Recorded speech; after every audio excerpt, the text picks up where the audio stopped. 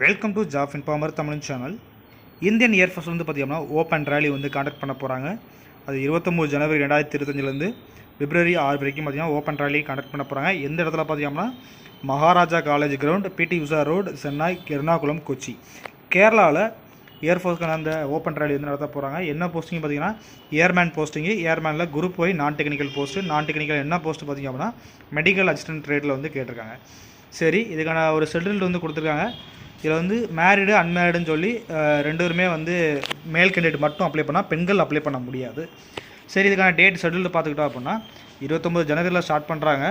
29 ஜனவரியும் 30 ஜனவரியும் பார்த்திங்க அப்படின்னா இதில் வந்து மெடிக்கல் அசிஸ்டன்ட் அந்த குரூப்புக்காக செலெக்ஷன்ஸ் நடத்துகிறாங்க.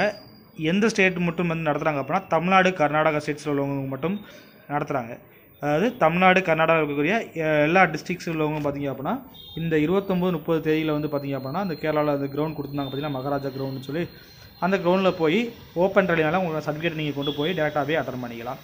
அதே மாதிரிக்கு பிப்ரவரி 1, பிப்ரவரி 2 பார்த்திங்க அப்படின்னா இதுக்கான குரூப் மெடிக்கல் அசிஸ்டன்ட் இதே மாதிரி பார்த்திங்க அப்படின்னா கொடுக்குறாங்க. இது எந்தெந்த ஸ்டேட்ஸில் உள்ள டிஸ்ட்ரிக்ஸில் உள்ளவங்களாம் போகலாம் அப்படின்னா Telangana, Andhra Pradesh, Kerala and union territories, அதாவது புதுச்சேரி, லட்சத்தீவு, இதில் உள்ள எல்லா டிஸ்ட்ரிக்ட்லேயும் உள்ளவங்க பார்த்திங்க அப்படின்னா இந்த 1, 2 அந்த பிப்ரவரியில் பார்த்திங்க அப்படின்னா அந்த கேரளாவுக்கு கூடிய அந்த மகாராஜா கிரவுண்டுக்கு போய் ஓப்பன் ரேலியை நீங்கள் அட்டன் பண்ணிக்கலாம். இது வரைக்கும் பார்த்திங்க அப்படின்னா இந்த குரூப் ஒயில் மெடிக்கல் அசிஸ்டன்ட் சொன்னது வந்து +2 கேண்டிடேட்டுக்கு மட்டும்தான் கொடுத்துருக்காங்க. அது தவிர்த்து பார்த்திங்க அப்படின்னா டிப்ளமோ அண்டு பிஎஸ்சி கோல்டர்ஸ்க்கும் பார்த்திங்க அப்படின்னா கொடுத்துருக்காங்க. அவங்க பார்த்திங்க அப்படின்னா 4 பிப்ரவரியிலேருந்து 5 பிப்ரவரி இந்த 2 தேதிகளை பார்த்திங்கன்னா அட்டன் பண்ணலாம். இதில் வந்து தமிழ்நாடு, கேரளா, கர்நாடகா, தெலுங்கானா, ஆந்திர பிரதேஷ், புதுச்சேரி சொல்லி எல்லா இந்த ஸ்டேட்டில் சவுத் சைடில் உள்ள ஸ்டேட்ஸில் உள்ள எல்லா டிஸ்ட்ரிக்ட்காரங்களும் பார்த்திங்கன்னா போய் அட்டன் பண்ணிக்கலாம். அதாவது உங்களோட குவாலிஃபிகேஷனுக்கு ஏற்றாலும் மாறுபடுது. 2 விதமான குவாலிஃபிகேஷன். ஒன்று +2 சம்மந்தமான குவாலிஃபிகேஷன் உள்ளவங்க வந்து அட்டன் பண்ணுற மாதிரி தனியாக பிரிச்சிருக்காங்க. அண்டு டிப்ளமோ, பிஎஸ்சி அந்த குவாலிஃபிகேஷன் உள்ளவங்க தனியாக அட்டன் பண்ணுற மாதிரிக்கும் பிரிவுகளை வந்து அவங்க கொடுத்துருக்காங்க.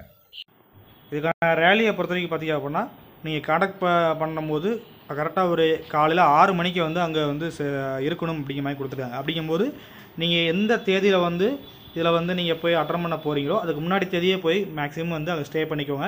அப்படின்னா தான் அன்றைக்கி காலையில் அதிகாலையில் பார்த்தீங்கன்னா 6 மணிக்கு பார்த்தீங்கன்னா நீங்கள் போய் அந்த ரேலியில் வந்து கலந்து கொள்ள முடியும். அப்படி போகும்போது எல்லா documents original and xerox copies and photos இது எல்லாமே வந்து கொண்டு போகணும். அதையும் வந்து அட்டாச் பண்ணி என்னென்ன கொண்டு போகணும்னு கொடுத்துருக்காங்க. ஃபைனலாக அதையும் செக் பண்ணி பார்ப்போம். சரி, இதுக்கான குவாலிஃபிகேஷன் என்னங்கிறத இப்போ பார்த்துக்குறோம். எலிஜிபிலிட்டி க்ரைட்டீரியாவில் பார்த்தீங்கன்னா டேட் ஆஃப் பர்த் கொடுத்துருக்காங்க. டேட் ஆஃப் பர்த் பற்றி பார்த்திங்க அப்படின்னா +2 கேண்டிடேட்ஸாக இருக்கீங்க அப்படின்னா 3 ஜூலை 2004 3 ஜூலை 2008 பிறந்தவராக இருக்கணும். இதே வந்து டிப்ளமோ இல்லை பிஎஸ்சி கோல்டாக இருக்கீங்க அப்படின்னா 3 ஜூலை 2001 பார்த்திங்க அப்படின்னா 3 ஜூலை 2004 வரைக்கும் பிறந்தவராக இருக்கலாம். அதாவது 2004 வரைக்கும் பிறந்தவங்கன்னா யார் அப்படின்னா இந்த மேரிடு கேண்டிடேட்ஸ். இது இந்த ஒரு போஸ்ட்டுக்கு, அதாவது இந்த டிப்ளமோ பிஎஸ்சி கோல்டர்ஸ்க்கு மட்டும் பார்த்திங்க அப்படின்னா மேரிடு கேண்டிடேட்ஸ் வந்து அப்ளை பண்ணலாம். அந்த +2 கேண்டிடேட்டாக இருக்கீங்க அப்படின்னா அன்மேரிடு கேண்டிடேட் மட்டும்தான் அப்ளை பண்ண முடியும். இந்த டிப்ளமோ பிஎஸ்சி கேண்டிடேட்டை பொறுத்த வரைக்கும் பார்த்திங்க அப்படின்னா மேரிடு கேண்டிடேட் வந்து 2004 அந்த பிறந்த வருஷம் வரைக்கும் வந்து அப்ளை பண்ணிக்கலாம். இதுவே வந்து அன்மேரிடு கேண்டிடேட்டாக இருக்கீங்க அப்படின்னா நீங்கள் வந்து 3 ஜூலை 2006 3 ஜூலை 2001 பிறந்தவராக இருக்கணும். சரி, எஜுகேஷன் குவாலிஃபிகேஷனை பார்த்துக்குறோம். ஆல்ரெடி சொன்ன மாதிரி 2 விதமாக கொடுத்துருக்காங்க. +2 வந்து ஒரு பர்டிகுலர் சப்ஜெக்ட்ஸ் வந்து கேட்டிருக்காங்க. என்ன சப்ஜெக்ட் அப்படின்னா நீங்கள் +2 physics, chemistry, biology and English இந்த 4 சப்ஜெக்ட்டும் இருந்தால் மட்டும்தான் நீங்கள் இதுக்கு வந்து எலிஜிபிள். அதுலேயும் ஓவராலாக பார்க்கும்போது 50% மார்க் வந்து எடுத்துக்கணும் பெர்சன்டேஜை பொறுத்த வரைக்கும்.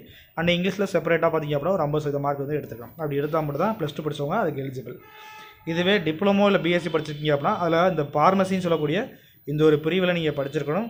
அண்டு 12th இதுக்கு முன்னாடி படிச்சிருக்கும் போது அதுலேயும் ஃபிசிக்ஸ், கெமிஸ்ட்ரி, பயாலஜி, இங்கிலீஷ் இது எல்லாமே பார்த்திங்க அப்படின்னா 50% மார்க்கோடு பார்த்திங்க அப்படின்னா சேம் அதே மாதிரி நீங்கள் இதில் வந்து பர்சன்டேஜ் எடுத்துருக்கணும். இப்படி எடுத்துருந்தீங்க அப்படின்னா நீங்கள் அப்ளை பண்ணலாம். சரி, இது நான் இதுலேயும் 12th படிச்சிருக்கேன், நான் டேரெக்டாக 2த்துக்குமே அப்ளை பண்ணலாமான்னு கேட்டிங்க அப்படின்னா நீங்கள் ஓப்பன் ரேலியில் போய் கலந்துருக்கும் போது தான் தெரியும். உங்களோட குவாலிஃபை என்னங்கிறத பார்த்து தான் அவங்க உங்களை பிரிப்பாங்க. அதனால் உங்களோட குவாலிஃபை அதிகபட்சமானது ஏதோ அதை நீங்கள் கொடுத்தா மட்டும்தான் நீங்கள் வந்து கரெக்டான முறையில் வந்து நீங்கள் அதில் போய்க்க முடியும். நீங்கள் ஒருவேளை பிஎஸ்சி டிப்ளமோலாம் அந்த ஃபார்மசி படிச்சிருக்கீங்க அப்படின்னா கண்டிப்பாக அந்த குவாலிஃபிகேஷனை காமிச்சிருங்க. ஏன் அப்படின்னா இதுக்கான கட் ஆஃப் வந்து மேக்ஸிமம் குறையக்கான வாய்ப்புகள் அதிகமாகவே இருக்குது. அண்டு பார்த்திங்க அப்படின்னா ஒரு சில வெயிட் மெஷர்மெண்ட் கேட்டிருக்காங்க. வெயிட்டை பொறுத்த வரைக்கும் பார்த்திங்க அப்படின்னா ஹைட் அண்டு ஏஜுக்கு ஏற்றாப்புல பார்த்திங்கன்னா வெயிட் இருக்கணும். ஜஸ்ட் மெஷர்மெண்ட்டை பொறுத்த வரைக்கும் நார்மலாக 77 சென்டிமீட்டர் அண்ட் எக்ஸ்பென்ஸ் எல்லாம் 5 சென்டிமீட்டர் இருக்குன்னு சொல்லி கொடுத்துருக்காங்க. அண்டு பார்த்திங்க அப்படின்னா ஹைட்டை பொறுத்த வரைக்கும் பார்த்திங்கன்னா 152 சென்டிமீட்டர் வந்து கொடுத்துருக்காங்க.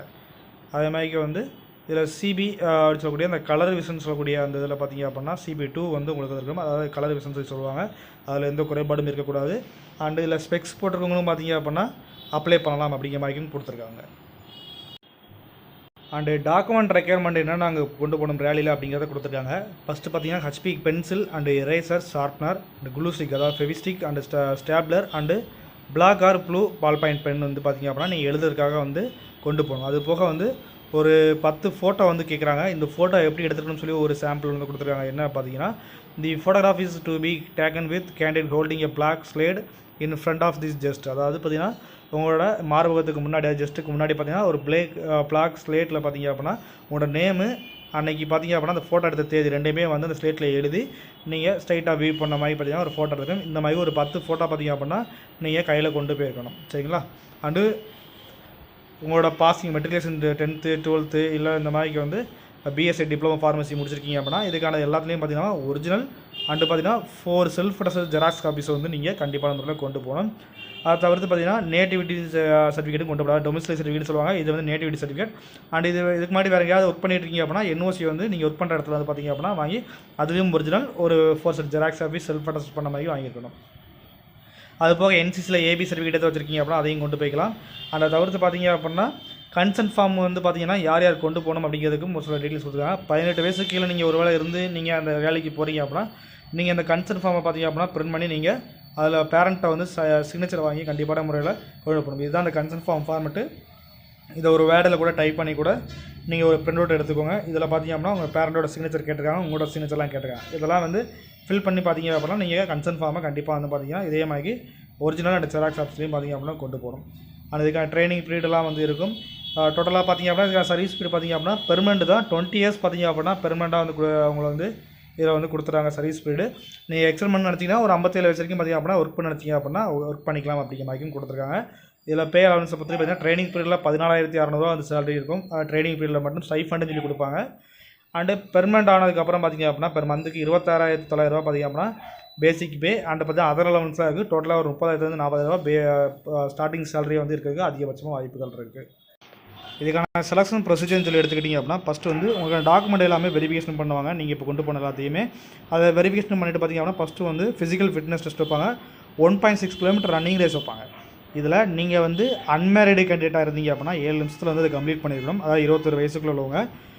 ஒருவேளை அதுக்கு மேலே உள்ளவங்க மேரிடு கேண்டிடேட் யாராவது போயிருக்கீங்க, டிப்ளமோ அண்டு BSc ஹோல்டர்ஸ் யாராவது போயிருக்கீங்கன்னா 7 minutes அண்ட் 30 செகண்டில் வந்து நீங்கள் வந்து கம்ப்ளீட் பண்ணிடுங்க. உங்களுக்கு வந்து ஒரு 30 செகண்ட் பார்த்தீங்க அப்படின்னா அவங்க ஒரு எக்ஸப்ஷன் கொடுக்குறாங்க.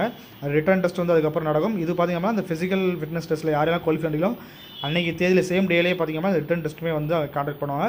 அண்ட் ரிட்டன் டெஸ்ட்லேயுமே பார்த்தீங்க அப்படின்னா நீங்கள் செலக்ட் ஆகிட்டீங்க அப்படின்னா ஃபர்தராக நெக்ஸ்ட்டு வந்து உடனே வந்து அடாப்டிலிட்டி டெஸ்ட்டுன்னு சொல்லிடுவாங்க. இது ஒன்று அன்றைக்கி உங்களுக்கு டைமிங் இருந்துச்சு அப்படின்னா அந்த அடாப்டிலிட்டி டெஸ்ட் 2 வந்து அன்றைக்கே கூட நடத்தலாம். அப்படி இல்லைனா அதை தொடர்ச்சியாக பார்த்தீங்க அப்படின்னா அடுத்த சேம் டேயில் வந்து நடத்துறதுக்கு வாய்ப்புகள் இருக்குது. அதனால் நீங்கள் அங்கே தங்குற மாதிரிக்கும் உங்களோட ஸ்டே பண்ணுற மாதிரிக்கு எல்லா உள்ள உடைமைகளையும் நீங்கள் கொண்டு போகணும்.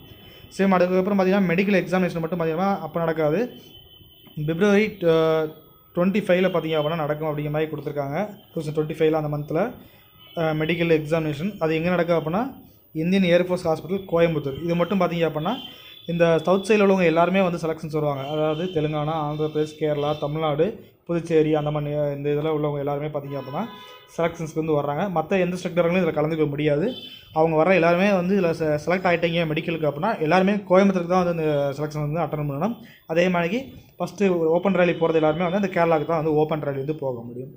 அதுக்கப்புறம் பார்த்திங்கன்னா இந்த மெடிக்கல் எக்ஸாமினேஷன் முடிஞ்சதுக்கப்புறம் வந்து இதில் ஏதாவது அப்பீல் பண்ணணும். மெடிக்கல் எக்ஸாமினேஷன் ஏதாவது வந்து ஒரு உங்களை வந்து ரிஜெக்ட் பண்ணியிருக்காங்க அப்படின்னா ஏதாவது ஒரு அப்பீல் பண்ணணும் அப்படின்னா அதுக்குன்னு சொல்லி ஒரு 40 rupees பார்த்தீங்க அப்படின்னா கவர்மெண்ட் ட்ரெஸரிக்கு வந்து நீங்கள் பே பண்ணி கூடுதலாக வந்து அப்பீல் பண்ணிக்கலாம் அப்படிங்கிற மாதிரி கொடுத்துருக்காங்க. அண்ட் மெடிக்கல் எல்லாமே செலக்ட் ஆகிட்டீங்க அப்படின்னா நீங்கள் இதில் வந்து செலக்ட் ஆகிட்டீங்க எடுத்து இதுக்கான ப்ரொவிஷனல் செலெக்ஷன் லிஸ்ட்டை பார்த்தீங்க அப்படின்னா அவங்க ரிலீஸ் பண்ணுவாங்க. அது 14 May 2025 ரிலீஸ் பண்ண போகிறாங்க அப்படிங்கிற மாதிரி கொடுத்துருக்காங்க. இதில் ரிலீஸ் பண்ணவங்க ஃபுல்லாக வந்து வேலைக்கு ஜாயின் பண்ண என்ரோல்மெண்ட் பண்ணுற லிஸ்ட்டு வந்து கொடுப்பாங்க. அந்த லிஸ்ட்டு பார்த்தீங்கன்னா 30 May 2025 கொடுப்பாங்க. அன்றைக்கி கால் லெட்டர் கொடுத்துருவாங்க. இதை கொண்டு போய் பார்த்தீங்கன்னா நீங்கள் வேலையில் ஜாயின் பண்ண ஆரம்பிச்சிக்கலாம். இவ்வளோ தான் டீட்டெயில்ஸ். ஏதாவது டவுட் இருக்குது அப்படின்னா கமெண்ட் பாக்ஸில் தெரியப்படுத்துங்க. மேலும் நம்ம சேனலை தொடர்ச்சியாக வாட்ச் பண்ணிக்கோங்க. நம்ம சேனலுக்கு சப்ஸ்கிரைப் பண்ணி வச்சுக்கோங்க. நன்றி.